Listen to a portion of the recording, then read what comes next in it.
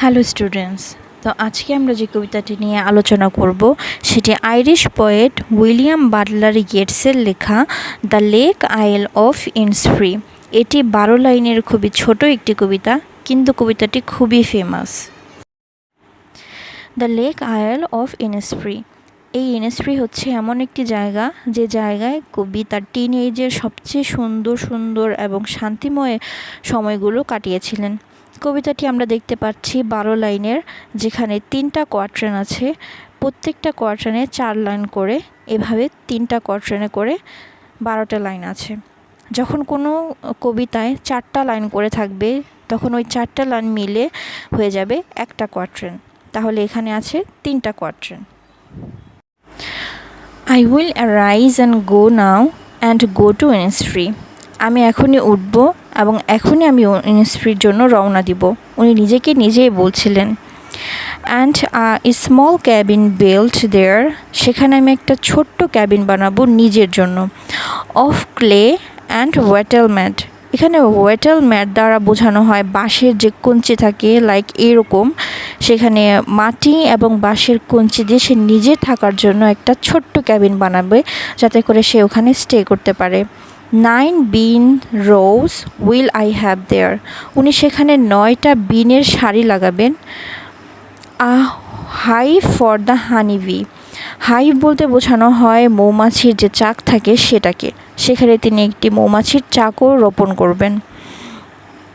And leave alone in the bee loud gate, সেখানে উনি সেই মৌমাছির যে বুনবুন শব্দগুলো আছে সেখানে সে একা বসবাস করবে এবং সেই মৌমাছির যে শব্দ আছে সেই শব্দ সে ওখানে বসে সে শান্তিপূর্ণভাবে শুনবেন। And I shall have some peace there, এবং আমি সেখানে কিছু শান্তি পাব।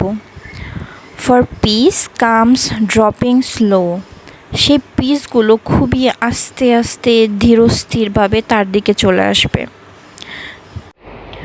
Dropping from the bells of the morning to where the cricket sings, পর্দা যেভাবে আস্তে আস্তে সরে যায় এবং সকালের যে আলো আছে, যেটা রশ্মিটা আছে, সেটা যেভাবে প্রবেশ করে পৃথিবীর বুকে, ঠিক সেইভাবে হচ্ছে তার শান্তিটা এখানে চলে আসবে। যেখানে থাকবে হচ্ছে ঝিঝির গান, সে ওখানে বসে বসে সূর্যের আলো এবং ঝিঝির গান। ক্রিকেট দ্বারা ঝিঝি পোকাকে বোঝানো হয়েছে, ঝিঝি পোকার যে গান সেটা শুনতে চেয়েছেন। দেয়ার মিডনাইটস অল এ গ্লিমার, তারপর মধ্যরাত্রিতে তারার যে টিম করা সৌন্দর্য সেটা দেখতে চেয়েছেন। সেখানে একা একা যখন সে স্টে করবে তখন সে এটাকে দেখবে। অ্যান্ড নুন এ পার্পল গ্লো, এবং দুপুরের যে আকাশে একটা বেগুনি আবছা থাকে, আবছা একটা রশ্মি পড়ে পৃথিবীর বুকে, সেটাকেও সে ওখানে থেকে দেখতে চেয়েছেন। And evening full of the linnets wings, linnets হচ্ছে এক ধরনের পাখি যেটা দেখতে খানিকটা এরকম। সে পাখি যখন বিকেলবেলা সন্ধ্যার সময় উড়ে যাবে, সে পাখির ডানাটা সে দেখতে চাচ্ছেন। I will rise and go now, আমি এখনই উঠব এবং এখনই যাব। For always night and day, আমি সবসময় দিনে এবং রাতে এটাই চিন্তা করি। I hear lake water lapping with low sounds by the shore, আমি সেখানে শুনতে পাই যে লেকের যে পানি সেটা যখন কিনারায় উপচে পড়ে তখন যে একটা সাউন্ড হয়, সেটা উনি এখানে বসেই শুনতে পাচ্ছেন।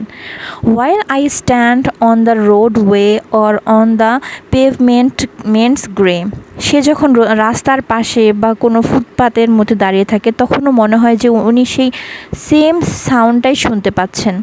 I hear it in the deep heart's core, আমি সেটা আমার হৃদয়ের খুবই গভীর কোনো একটা স্থান থেকে সেই সাউন্ডটা শুনতে পাই। ঠিক আছে বন্ধুরা, তো আজকে এই পর্যন্তই। পাশে থাকার জন্য ধন্যবাদ।